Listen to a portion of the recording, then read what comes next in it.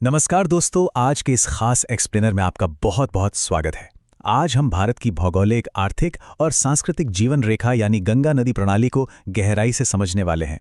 ये सिर्फ कोई आम ड्रेनेज नेटवर्क या नदी नहीं है, बल्कि एक ऐसा विशाल तंत्र है जिसने सदियों से हमारी सभ्यताओं को सींचा है। तो चलिए इस शानदार सफर की शुरुआत करते हैं। इस एक्सप्लेनर में हम इस पूरे सफर को कुछ अहम हिस्सों में बांटकर देखेंगे। सबसे पहले हम इसके उद्गम यानी ओरिजिन को समझेंगे, फिर पंचप्रयाग, इसके बाद 5 राज्यों का सफर, इसकी प्रमुख सहायक नदियां, सुंदरवन डेल्टा और आखिर में कुछ बेहद हैरान करने वाले रोचक तथ्य। तो चलिए सीधे हिमालय की उन बर्फीली ऊंचाइयों पर चलते हैं जहां से इस महान नदी का जन्म होता है। बात करते हैं इसके उद्गम की। आगे बढ़ने से पहले जरा इस नंबर पर गौर कीजिए, 2525 किलोमीटर। ये गंगा नदी की कुल लंबाई है। ये आंकड़ा कोई छोटा मोटा फासला नहीं है। ये हमें इस नदी की विशालता और इसके असल स्केल का अंदाजा देता है, ताकि हम आगे के सफर को बेहतर ढंग से विजुअलाइज कर सकें। अब टेक्निकली देखा जाए तो गंगा किसी एक फिक्स्ड पॉइंट से शुरू ही नहीं होती। दरअसल ये 2 विशाल ग्लेशियर धाराओं से मिलकर जन्म लेती है। पहली है भागीरथी, जो लगभग 3892 मीटर की ऊंचाई वाले गंगोत्री ग्लेशियर से निकलती है, और दूसरी है अलकनंदा, जो सतोपंत ग्लेशियर से आती है। हालांकि भागीरथी को ही हम मुख्य स्रोत के रूप में जानते हैं। अब दूसरे पड़ाव पर आते हैं, पंचप्रयाग। चलिए देखते हैं कि कैसे अलग अलग नदियां मिलकर इस महासागर जैसी नदी को आकार देती हैं। ये एक बहुत ही खूबसूरत प्राकृतिक प्रक्रिया है। जैसे जैसे अलकनंदा नदी नीचे की तरफ बहती है, इसमें संगमों का एक अद्भुत क्रम बनता है। धौलीगंगा के मिलने से विष्णु प्रयाग बनता है, फिर नंदाकिनी के साथ नंदप्रयाग, पिंडर नदी के साथ कर्णप्रयाग और मंदाकिनी के साथ रुद्रप्रयाग। ये सभी मिलकर अलकनंदा को और भी विशाल बनाते हैं। और फिर आता है सबसे अहम और ऐतिहासिक पड़ाव, देवप्रयाग।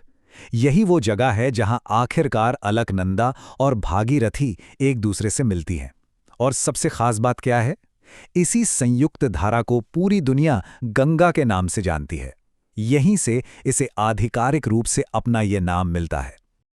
पहाड़ों का सफर तय करने के बाद अब हमारी तीसरे हिस्से की बारी है, 5 राज्यों का सफर। अब यह नदी विशाल मैदानों की ओर रुख करती है।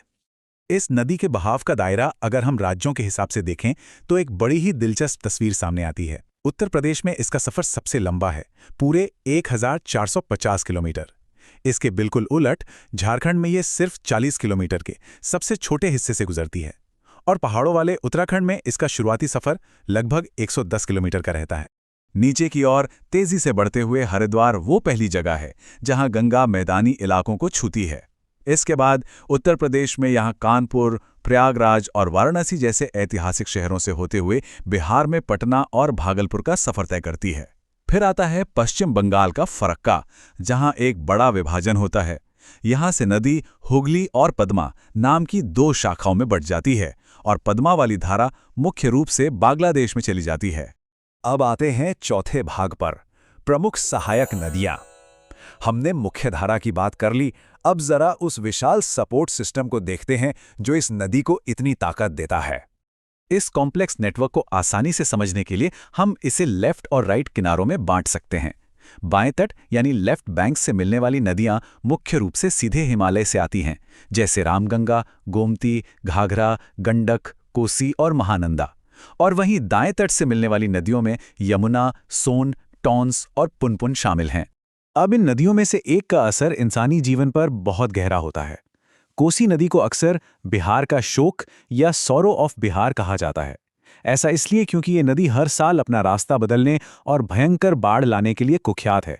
यह हमें याद दिलाता है कि नदियां सिर्फ जीवन ही नहीं देती, बल्कि अपने साथ गंभीर चुनौतियां भी ला सकती हैं।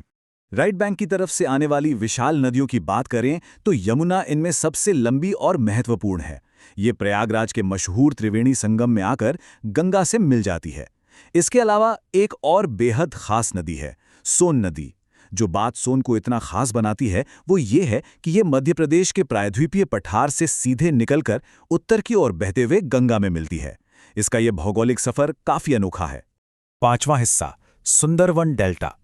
अब हम अंतर्राष्ट्रीय सीमाओं को पार करते हुए इस विशाल जलधारा के अंतिम गंतव्य की ओर बढ़ते हैं।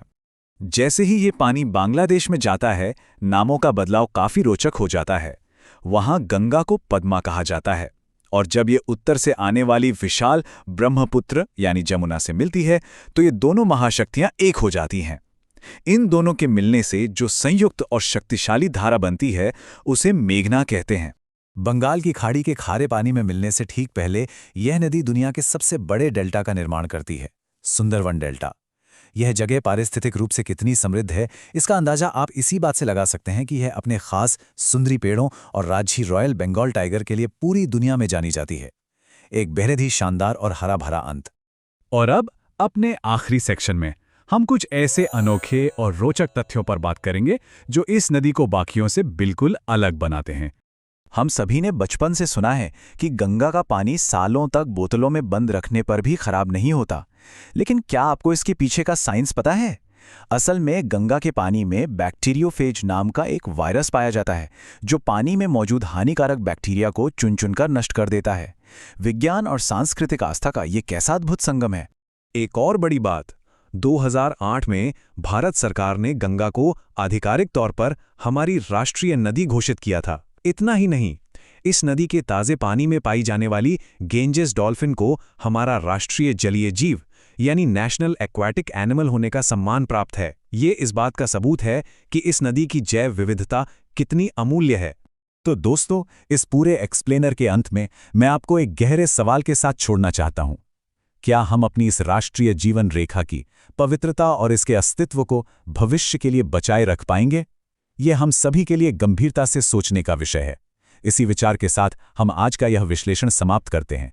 इस ज्ञान से भरे सफर में मेरे साथ जुड़ने के लिए आपका बहुत बहुत धन्यवाद।